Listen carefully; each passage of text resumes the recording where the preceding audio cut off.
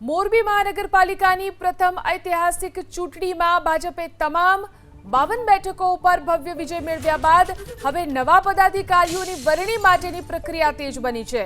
મોરબીમાં મેયર પદ ઓબીસી અનામત હોવાથી આ રેસમાં ભૂપેન્દ્રભાઈ લાખાભાઈ જારિયા અને શીતલબેન સાગરભાઈ વઘાડિયાના નામો સૌથી વધુ ચર્ચાઈ રહ્યા છે। તો બીજી તરફ જનરલ કેટેગરી માટેના ડેપ્યુટી મેયર પદ માટે કેયુરભાઈ નરેન્દ્રભાઈ પંડ્યા અને ભગવતીબેન મહેશભાઈ કુંડારિયા પ્રબળ દાવેદારો માનવામાં આવે છે।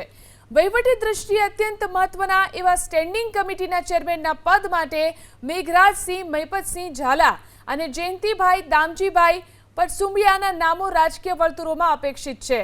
ભાજપ પ્રદેશ હાઈકમાન્ડ ટૂંક સમયમાં મોરબીના તમામ નગરપતિ અને અન્ય હોદ્દેદારોના નામ પર સત્તાવાર મહોર મારશે, જેને લઈ કાર્યકરોમાં ભારે ઉત્સાહ જોવા મળી રહ્યો છે।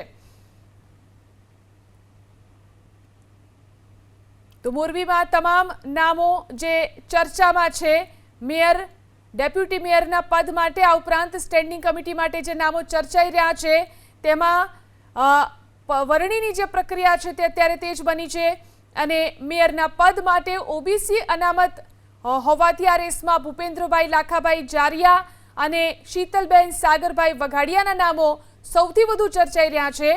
તો જનરલ કેટેગરી માટે ડેપ્યુટી મેયરના પદ માટે કેયુરભાઈ નરેન્દ્રભાઈ પંડ્યા અને ભગવતીબેન મહેશભાઈ કુંડારિયા પ્રબળ દાવેદાર માનવામાં આવી રહ્યા છે। આ ઉપરાંત વહીવટી દ્રષ્ટિએ મહત્વના ગણાતા સ્ટેન્ડિંગ કમિટીના ચેરમેન પદ માટે મેઘરાજસિંહ મહિપતસિંહ ઝાલાનું નામ ચર્ચાઈ રહ્યું છે।